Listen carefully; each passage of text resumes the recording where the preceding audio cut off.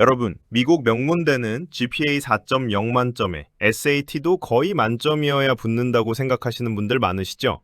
그런데요, 하버드 합격생 중에서 22% 정도는 GPA가 3.75에서 3.99 사이였거든요. 완벽한 4.0이 아니었다는 얘기예요. 오늘은요, 최상위권부터 중상위권까지 실제 합격생 성적이 어느 정도인지 숫자 그대로 보여드릴게요. 그리고 그 숫자를 어떻게 읽어야 하는지까지 같이 정리해 드릴게요. 먼저 최상위권부터 볼게요. 하버드 기준으로 말씀드리면 SAT 점수를 제출한 학생들의 중간 50% 구간이 읽기 쓰기 영역은 740에서 780, 수학은 770에서 800이었어요. 보고된 평균 GPA는 4.21 정도였고요. 여기서 중요한 게 있어요. 4.0을 보고한 학생이 대략 72%인데 나머지는 4.0이 아니었다는 거예요. 그러니까요, 최상위권 대학도 만점자만 뽑는 건 아니에요. 다만 이 범위는 전형적인 지원자 그룹이 어디쯤에 몰려 있는지를 보여주는 숫자예요. 공식적인 최소 컷오프는 어느 대학도 발표하지 않거든요. 이 점은 꼭 기억해 주세요. 그럼 다음으로 놓치기 쉬운 함정 하나 말씀드릴게요. 그레이드 인플레이션이에요. 쉽게 말하면 성적이 전반적으로 후해졌다는 뜻이에요. 미국 고등학교 평균 GPA가 2017년에 3.17이었는데 2022년에는 3.38까지 올라갔어요. 그런데 최근 연구의 결론은 학생들 실력이 그만큼 좋아진 게 아니라 점수가 후해진 결과라는 거였어요. 대학 안에서도 비슷해요. 하버드는 최근 학년도의 전체 학점의 60% 이상이 A였는데 20년 전에는 25% 정도였거든요. 그래서요, 명문대들이 SAT나 ACT를 다시 필수로 돌리는 흐름이 나오고 있어요. GPA 하나만 보고는 학생 수준을 판단하기가 어려워졌기 때문이에요. 오해는 마세요. GPA가 의미 없어졌다는 뜻이 절대 아니에요. 여전히 가장 중요한 지표이고, 다만 숫자 하나만으로는 설명이 안 되는 시대가 됐다는 거예요. 이어서 대학마다 정책이 얼마나 다른지 보여드릴게요. UC 버클리는요, SAT나 ACT 일반 점수를 아예 반영하지 않는 정책을 유지하고 있어요. 그런데 등록생 평균 GPA는 3.90 수준이고 대다수가 3.75 이상이거든요. 시험을 안 본다는 게 준비가 쉬워진다는 뜻이 아니에요. 오히려 내신과 과목 구성이 더 크게 작용하게 되는 구조예요. 그리고 이건 UC 버클리의 정책이지 미국 대학 전체의 기준이 아니에요. 어떤 대학은 시험을 필수로 보고 어떤 대학은 아예 안 보거든요. 그래서 목표 대학의 정책은 꼭 개별로 확인하셔야 해요. 자, 이제 제일 궁금하실 부분이에요. 중상위권은 어떠냐는 거죠? 퍼듀, 조지아텍, 오하이오 스테이트, 펜스테이트 같은 중상위권 주립대는요. 비과중 GPA 3.0에서 3.65 구간, SAT 1200에서 1500대에서도 합격 사례가 꾸준히 나와요.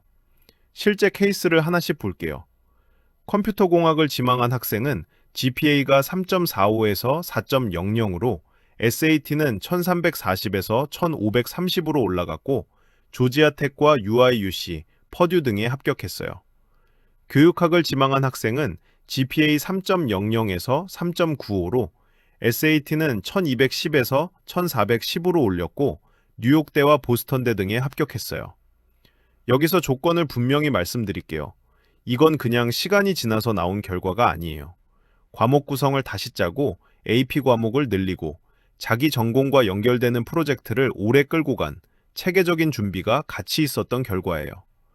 그러니까요, 상위 20개 대학 기준 성적표를 미국 대학 전체 기준으로 오해하시면 안 돼요. 3.0대에서 시작해서 착실히 올린 학생들도 충분히 좋은 대학에 가고 있거든요. 그럼 숫자보다 중요한 게 뭐냐? 이 얘기를 해드릴게요. 코스리거, 우리말로는 과목 난이도예요.